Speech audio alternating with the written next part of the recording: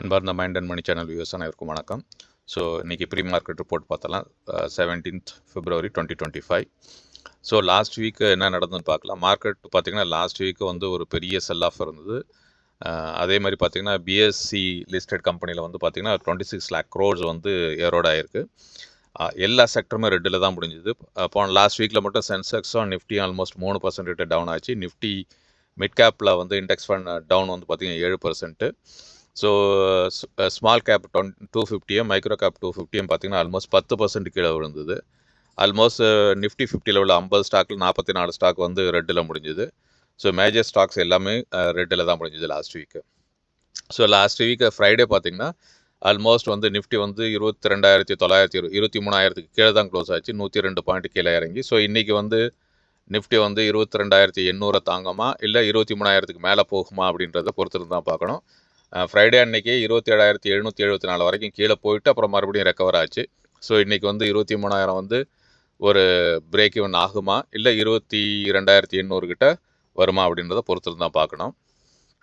பார்த்திங்கன்னா ப்ராட்வேஸ் செல் ஆஃப் பயங்கரமாக இருந்தது. எல்லா செக்டரும் வந்து லாஸ்ட்டில் தான் காமிச்சது. பிக்கஸ்ட் வீக்லி லூசர் பார்த்தீங்கன்னா ரியாலிட்டி வந்து பார்த்தீங்கன்னா ஆல்மோஸ்ட் 9.4%, கன்சியூமர் டியூரபிள் பார்த்தீங்கன்னா 7.4%, ஹெல்த் கேர் வந்து 7.6% லாஸு, பவர் வந்து பார்த்தீங்கன்னா 7%, capital goods 6.1, oil and gas வந்து பார்த்தீங்கன்னா 6.3, எஃப்எம்சிஜி பார்த்தீங்கன்னா 4.1, ஐடி மட்டும்தான் கொஞ்சம் ஐடியும் மெட்டலும் தான் கொஞ்சம் ட்ராப் கம்மியாக இருந்தது 3.9 அண்ட் 4.5.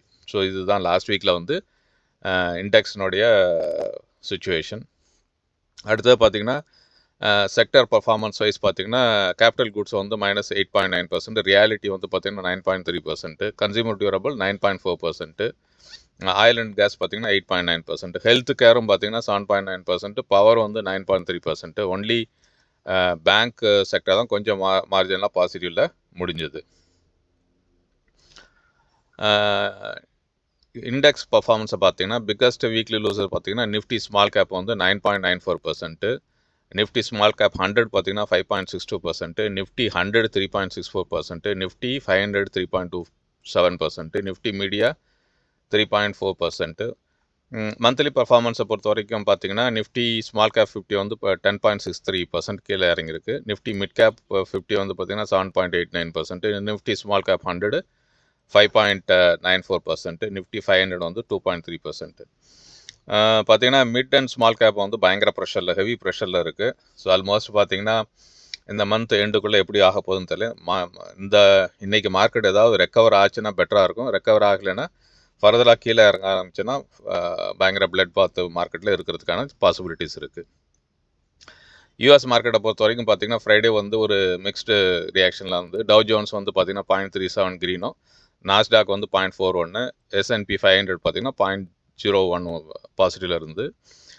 எக்கனாமிக் டேட்டா என்ன சொல்கிறாங்கன்னா 0.9% slump in retail sales for January versus Dow Jones estimate வந்து பார்த்தீங்கன்னா ஃபார் 0.2% டிக்ளைன் எதிர்பார்த்தாங்க. அதை விட அதிகமாக தான் காமிச்சிருக்கு.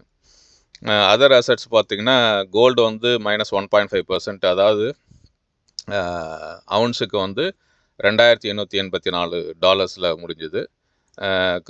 பிரெண்ட் குரூடு பார்த்திங்கன்னா ஆல்மோஸ்ட் $74.7 பர் பேரல். இது lower on potential Russian Ukraine டீலால் இந்த மாதிரி இருக்குது. டாலர் இண்டெக்ஸ் பார்த்திங்கன்னா 106.78 hit 2 months low dollar index hit ஆகிருக்கு.